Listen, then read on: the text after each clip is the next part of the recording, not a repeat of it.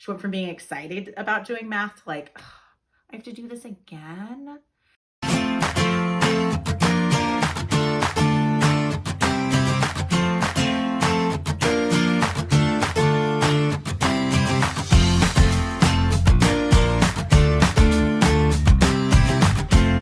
Hi, welcome back to my channel. I'm Aileen. I am a homeschool mama of 4 kiddos living in Northern California. I love sharing about homeschool, food, travel, and homemaking. And today I wanted to give you an update on first grade homeschool. So I have a first grader. She did do TK. So like in California, it's basically like a second year of kindergarten. So we did do TK and then kindergarten.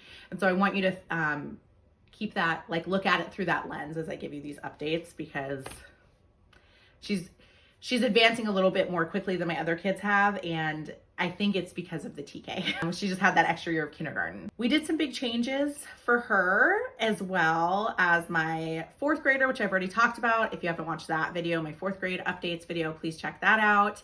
And if you haven't watched my 1st grade curriculum video, it would probably be helpful to go watch that video and then watch this one so you can know what I'm talking about. First grade has been fantastic. We're having so much fun. She's doing some independent work that's been going really well. She has 2 different little workbooks that she does. She has Explode the Code and Draw Then Write. Explode the Code, she finished her level 3 and I bought her level 4, which was to be expected. I expected her to finish it in half a year. So she's on level 4, Explode the Code now, and she's, it's really just practice. It's very easy for her because of logic of English foundations. And so because of that, she's got a really good foundation. And so the Explode the Code is more just practice. It's fun. She seems to really like workbooks. She's a workbook kid.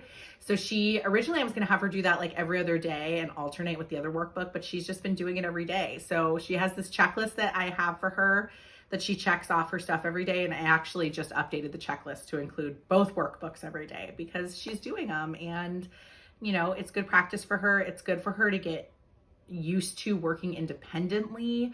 I wish I had done more of that with my oldest at this age, because I think he is finally working independently now, but it was really hard. And so starting that earlier, I think it's helpful to just get them in the habit. Like right now I'm shooting this video, my kids are doing their independent work.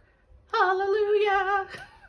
So she's doing Explode the Code. Explode the Code is doing wonderfully. She's on book 4 now. I'm sure she'll finish that by the end of the year. She's also doing Draw Then Write, which is an Evan Moore workbook. They have like 3 days of drawing an animal with like step-by-step instructions. And the first day she'll like fill in the blanks. It gives her like a word bank and a partially completed sentence, and she fills in the blanks. And then the second day she fills in the blanks again, I think. And then the third day she writes a complete sentence, and each day she has a picture to go with it. And sometimes it says like, add this detail, add some grass or whatever. And some days she's really, really detailed, and other days she just draws the animal. Either is fine with me. She's really enjoying it. It's going great. I think I wish they had a book for every year. It's like 1st to 3rd grade and then 4th to 6th.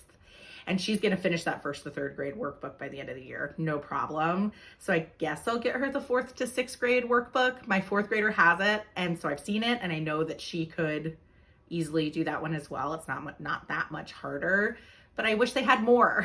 So if you know of any similar workbooks that I could get her for 2nd grade, that would be really helpful, because she seems to really enjoy that. It gets her in the habit of just writing and building up that hand strength. And, we were just talking really, really simply about like uppercase letter and end mark, and that's it.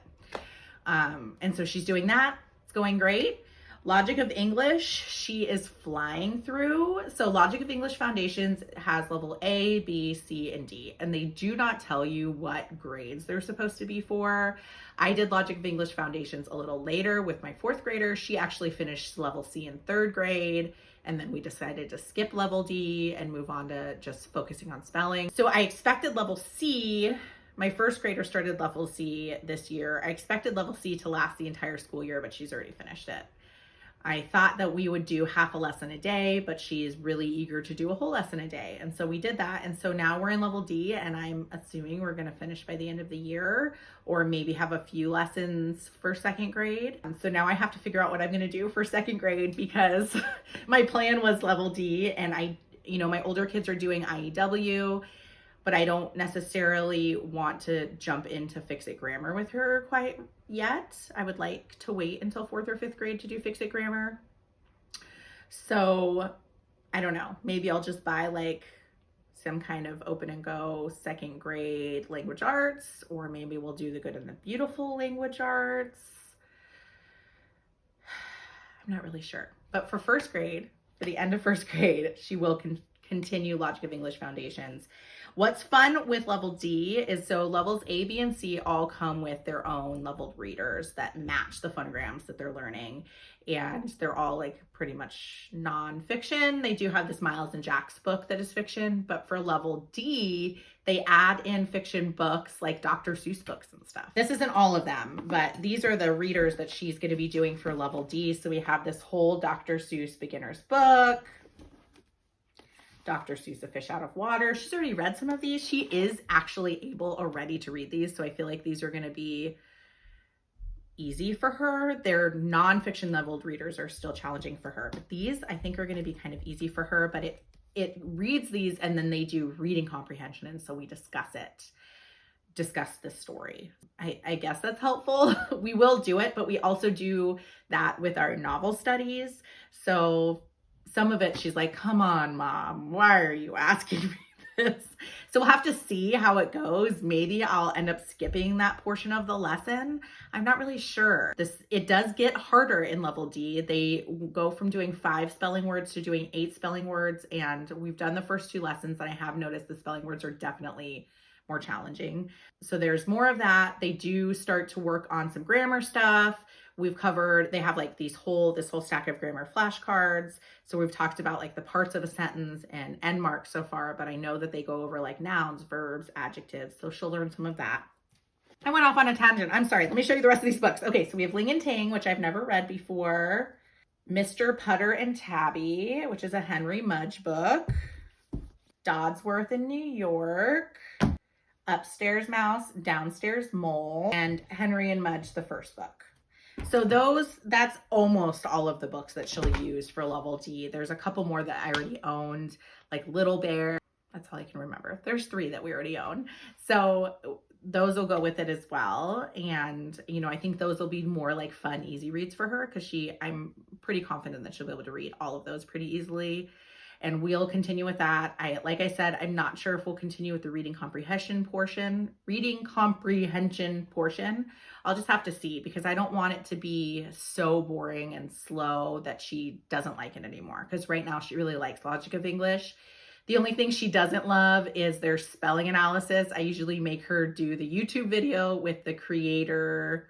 I think her name is Denise. The creator of Logic of English has created video lessons for all of her spelling analysis, which are the spelling words they do with each lesson, on YouTube. And she does such a great job of explaining the phonograms and why you're using those phonograms in this word. And I'm just not as good at that. So I like to outsource that to Denise on YouTube, but she doesn't love doing it with Denise on YouTube because it takes longer, because Denise explains all the things. So that's the only thing she really doesn't like. She likes the rest of it. So I don't want it to be like boring and drawn out for her. So we'll have to just I'm going to have to feel her out and see how she does. Art with a Purpose. I've talked about this in my other videos. I was so excited about it at the beginning of the year. It's just this little like art workbook with different lessons. It's leveled by grade. I got it off Rainbow Resource. It was like $12 or $14. And I was so excited to do it with my kids, or have them do it independently and just have a little art lesson every week, because I'm not consistent with art. And it's been a bust. Nobody likes the Art with a Purpose. It's, my first grader wanted to do her 4th grader's projects, and then the 4th grader wanted to do the 6th grader's projects or the 1st grader projects, and they were complaining a lot, and it wasn't fun for them at all. It was just this mundane work that I was making them do. And that is the last thing I want with art. I want them to have fun and be creative. And so I just completely dropped it. And she's super creative. She does also get Ivy Kids kit every month, which has several like craft projects in it. So we do that. She also gets the Kiwi crate box from KiwiCo. So that's more like STEM stuff. And then I try and mix in some art projects with our history and science. But like I said, I'm just not good at being consistent. So we're not doing it every week. She really, really loves when we do art. It just gets pushed to the end. It gets pushed to the bottom of the pile because I'm trying to teach 3 learners and they all still really need my help. And I'm still trying to manage history and science. And I have a toddler and we have, outside stuff. They're all in sports. It's a lot. So I wish I was better with art. I wish that program worked for us, but it did not. So, okay. The last thing I want to talk about is a really big change for her. And if you watched my 4th grade updates video, you're going to know where I'm going with this. So she's been doing Horizons Math, which is a very colorful math workbook. I was very happy with it. 1st grade, she finished the 1st grade level A book or whatever, book 1, book 2. She finished book 1. There's 2 books for the grade. And then we moved on to book 2 and she's just been so bored. Like it's just going really slow. And so I've been like skipping lessons and trying to find something she doesn't know how to do yet. And we just have been doing that for the last couple of weeks since she started book 2. And there's not really much in there that she doesn't know how to do. She needs a little bit of work on subtraction and that's it. Like she knows it all. And so she's just so bored. And she went from being, like I said, she's a workbook kid. She went from being excited about doing math to like, I have to do this again. And so I knew I needed to make a change. And the change that I decided to do was to just jump her to 2nd grade. But I moved my 4th grader from Zern, which is a free online math program, to the Good and the Beautiful Math. And we've been doing that for a month or so. And I've been really liking it. The lower levels have a math box. And this is specifically is why I chose this for my 1st grader. She really likes Horizons. Like I said, I have nothing against Horizons. She was just bored with 1st grade math. It's really colorful. It has like puzzles and stuff. So does Simply Good and Beautiful Math. But the big difference between Horizons and Simply Good and Beautiful Math is it comes with like a little box of manipulatives. And we have tons of math manipulatives, but unless I'm prompted in the curriculum to use so-and-so manipulative, I'm not going to remember. And she really loves manipulatives. I got her Simply Good and Beautiful Math specifically because of the box. So you can see on the front of the box, it has a clock so she can practice time. And inside the box, we have some money. It's got $1 bills, $5 bills, 10, 1, 5, 10, 20, 50s, and $100 bills in there. It's got some play coins. It has 3 different math dice for math games that are going to be incorporated into the program. And we haven't started this yet, so I have no review for you, but I'm excited to start it with her. And then it's got these little guys with numbers on one side and stars on the other. And then it's got these little planes. One's a rocket ship, got this little plane, helicopter, and then just a regular airplane.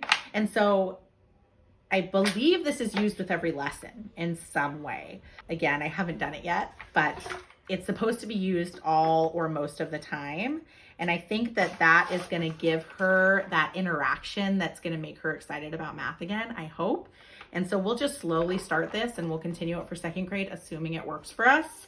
If it doesn't, I'll cross that bridge when I come to it. It takes like 2 hours for my printer to print this out last night, but here it is.